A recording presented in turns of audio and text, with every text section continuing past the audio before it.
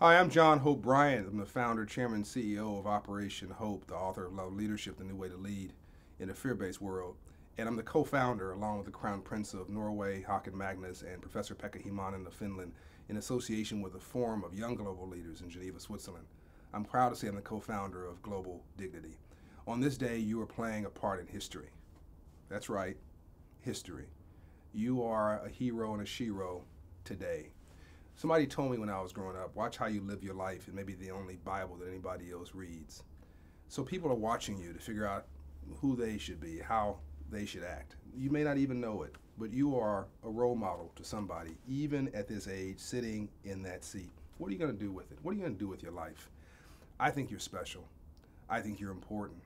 I think you're part of this global village that we call our world.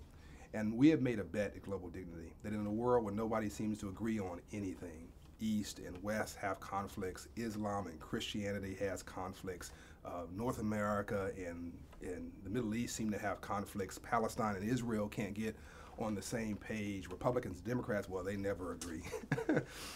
In that environment, I think we all agree on one thing. We all want more dignity. But you cannot have dignity unless you extend it to someone else. And what I've learned traveling all around the world, and I've been to 70 countries now, we've done Dignity Days in, I don't know, 20 or 30 countries, whether it's the flats of South Africa in Western Cape, or whether it's the young girls in Saudi Arabia, or whether it's the young people in Hong Kong. I just was with them, and 300 young kids. You think they were the richest kids in the world because they had so much economic wealth. Their parents are the wealthiest in all of China.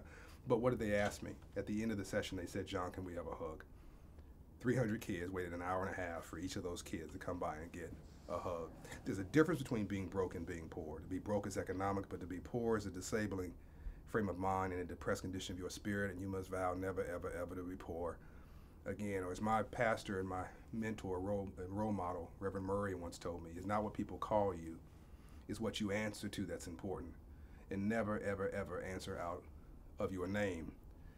Or whether I was in the Middle East, I was in Jordan, and I was told I couldn't, touch the young girls. I'm a big hugger, I want to hug you through the camera.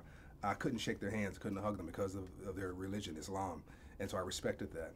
But I was also told they wouldn't talk to me, and I was told that I couldn't talk about religion. And I think not talking about things, not communicating, we can agree to disagree.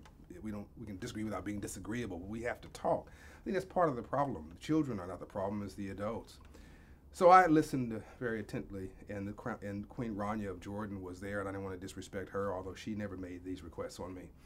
But I'm sitting in front of the camera, and their Jordanian TV is rolling, and the first thing out of my mouth was, right down the street from here, and a mile away, Jesus Christ was baptized.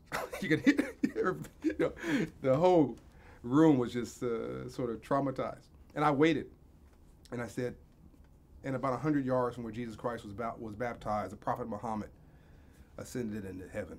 So either God has a sense of humor, or he's trying to tell us something. The point is, we're all in this together. So when we went in the classroom, and I started talking to the young girls, and I said, what did I mean by that outside? One girl at least raised her hand. She says, what you meant was, we all come from a different place, but we're all trying to get to the same ultimate location. Another girl said, well, somebody can go up the Islam road and the Christian road and the Judaism road and the Hindu road, but we're all trying to get to the same location. Another person said, I can be me and still allow you to be you. Wow.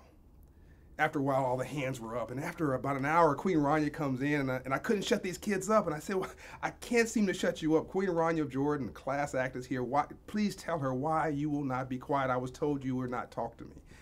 And the young girl said, because no one's really ever asked us our opinion, that we never really believed that people wanted to hear what we had to say, but once we believed that you really wanted to know what we had to say, we have a lot to say. I believe you have a lot to say. I believe you have a lot to give. I believe you have the capacity to lead. I was once you. I was once sitting in that seat as a kid with a dream. All I can tell you is to keep dreaming, because rainbows only follow storms. You cannot have a rainbow without a storm first. I thank you today because you're being a part of this history. Global Dignity started as a dream. We started with one school in one country, and then Global Dignity Day was 13 countries on several continents. And then last year it was 33 countries, and this year it's 50 countries in 6 continents. On one day, all of us joining together with the soft power of love and dignity to prove that one person can change the world.